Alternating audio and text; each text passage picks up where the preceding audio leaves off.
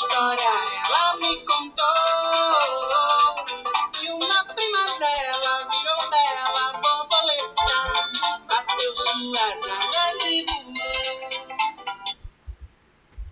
Olá, crianças! Estamos aqui para a nossa aula de ciências e hoje a gente vai falar um pouquinho sobre diversidade de seres vivos e seus ambientes, lá na página número 9 do nosso livro de ciências, que diz assim: em nosso planeta há uma grande diversidade de seres vivos, cada um com suas características. Existem vários tipos de plantas com diferentes formas, cores e tamanhos. Há os musgos, que são pequenos e crescem em ambientes úmidos e sombrios, formando um tapete verde.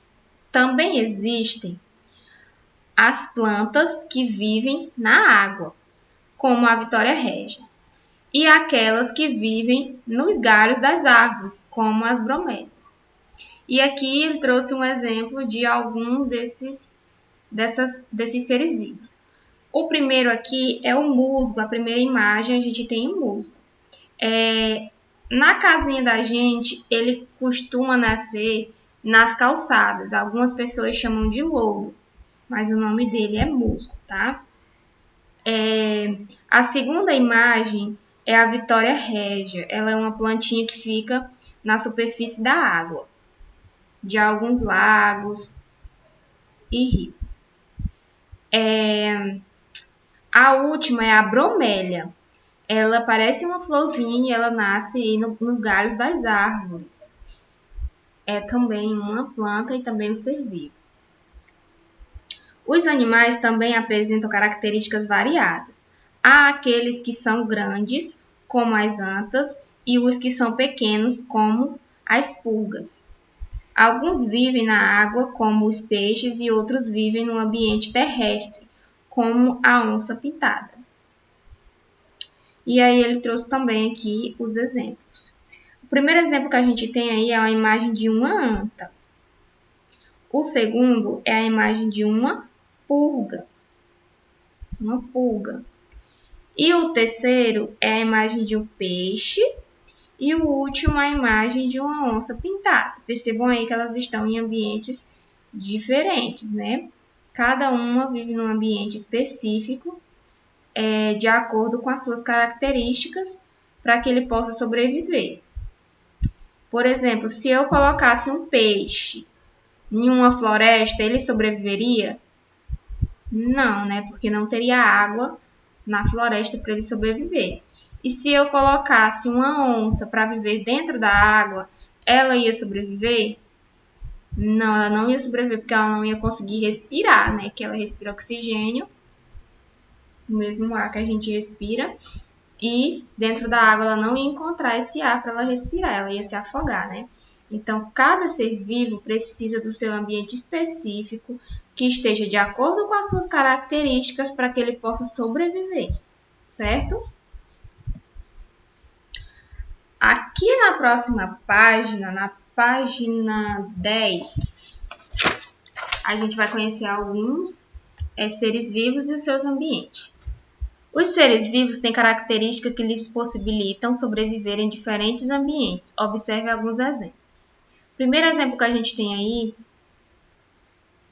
é animais que vivem em ambientes aquáticos, como o golfinho, que tem o formato do corpo adaptado para viver na água e as nadadeiras para se locomover. Ele já nasceu aí adaptado para viver na água, ele não consegue respirar fora, ele não passa muito tempo fora da água, e ele nasceu aí com o corpinho adaptado. O que ele tem adaptado aí para se locomover dentro da água? Ele tem as nadadeiras, não é isso? O segundo exemplo que a gente tem aí é o macaco prego, que vive nas árvores. Ele tem braços ágeis e uma cauda que o ajuda a se locomover nos galhos. Então, a cauda dele é um dos auxílios que ajuda ele a se locomover pela floresta. Ele já tem uma característica em um ambiente do qual ele vive. O outro exemplo que a gente tem é os cactos. Os cactos são plantas adaptadas a ambientes quentes e secos. Eles são capazes de armazenar água no interior de seus caules. Além disso, têm folhas modificadas em espinhos, o que diminui a perda de água pela transpiração. Olha aí as características do cacto. Ele tem espinhos, ele armazena água no seu próprio interior, então ele não precisa de água todos os dias, porque ele guarda a água no seu corpinho. E os espinhos ajudam a diminuir a perda dessa água, porque diminui a transpiração da planta. E o último é o urso. Os ursos polares têm uma grossa camada de gordura embaixo da pele e o corpo coberto por pelos longos e densos, que o protege do frio extremo.